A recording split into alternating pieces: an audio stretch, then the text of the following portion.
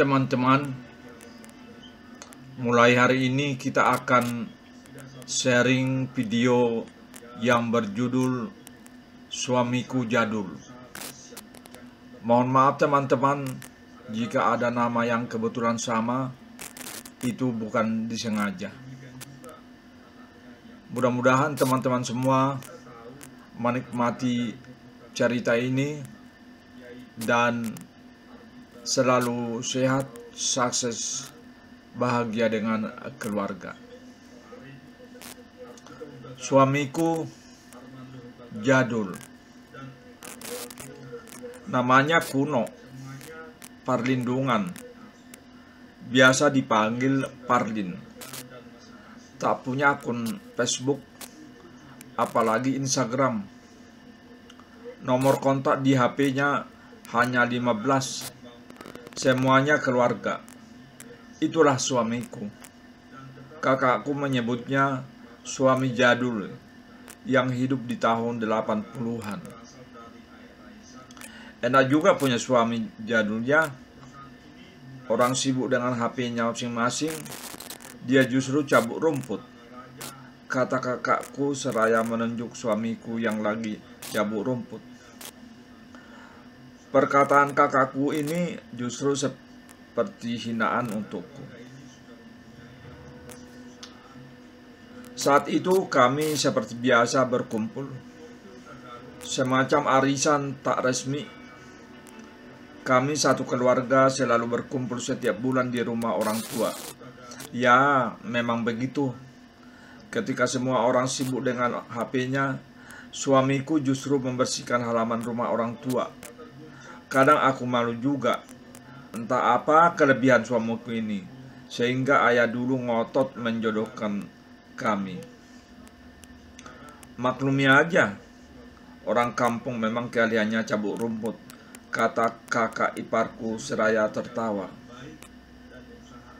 Kami keluarga besar berjumlah 6 orang. Aku nomor 3. Akan tetapi akulah yang terakhir menikah. Ketika adik paling bungsu sudah punya anak, aku baru dapat jodoh. Itu pun dijodohkan ayah.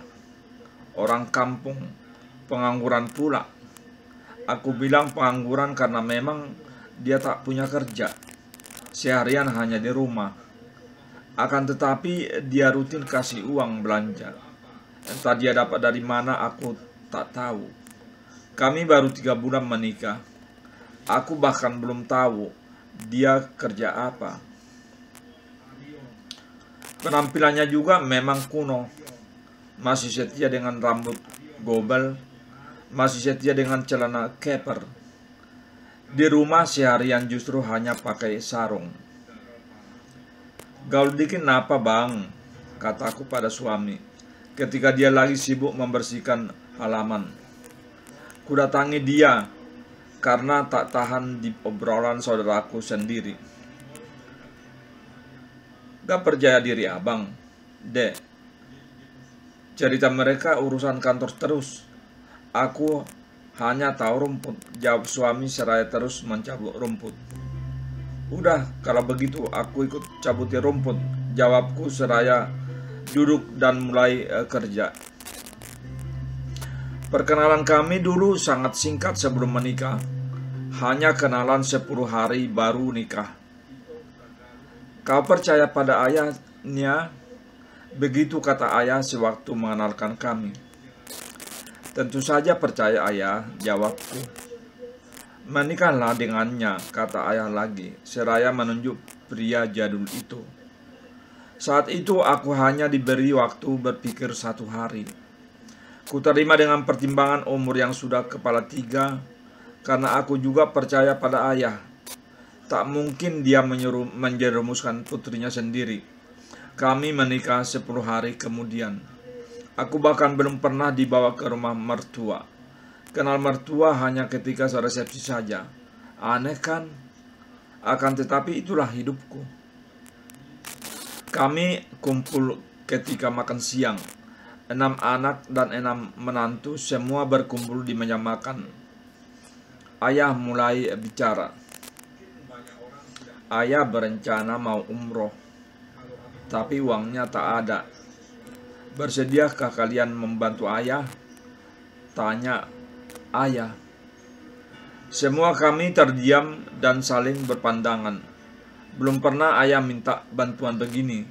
Selama ini beliaulah yang membantu kami. Hampir semua anaknya diberi modal untuk usaha sendiri. Ayah tahu usaha lagi sepi, tapi kubantu juga 1 juta, kata abangku yang tertua. 1 juta?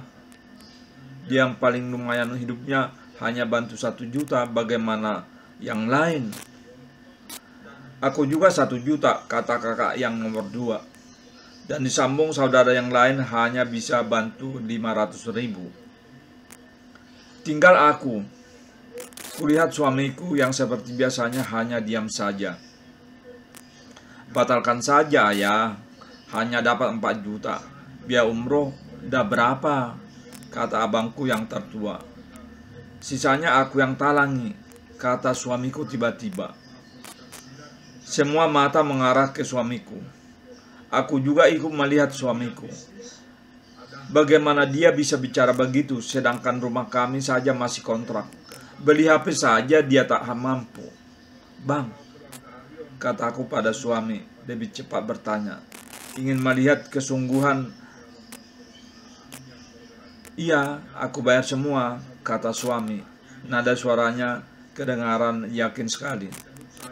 Ayah menutup pembicaraan dengan mengucapkan Alhamdulillah. Lalu beliau masuk ke kamarnya. Aku yakin ayah perang ini, kata adik bungsuku. Kok kau bilang begitu? Dia hanya menguji kita. Aku yakin sekali. Makanya si Pardin berani talangi semua. Pasti ayah sudah bicara duluan dengan Pardin. Ayah kan akrab sama dia, kata abangku yang tertua. Beli bidakmu saja dia nggak mampu. Mau berangkatkan ayah umroh lagi, sambung kakakku yang nomor 2. Kulirik suamiku, dia hanya diam seperti biasa. Ini suami macam apa? Orang membicarakan dia di dekatnya sendiri, dia diam. Andai pun benar, aku yakin itu uang ayah juga. Pengangguran gitu dari mana dapat uang banyak, sambung adikku. Segera aku tarik tangan suami dari orang ramai. Ku ajak dia bicara berdua. Aku tak habis pikir. HP-nya saja masih HP Nokia jadul. Bang, apa benar?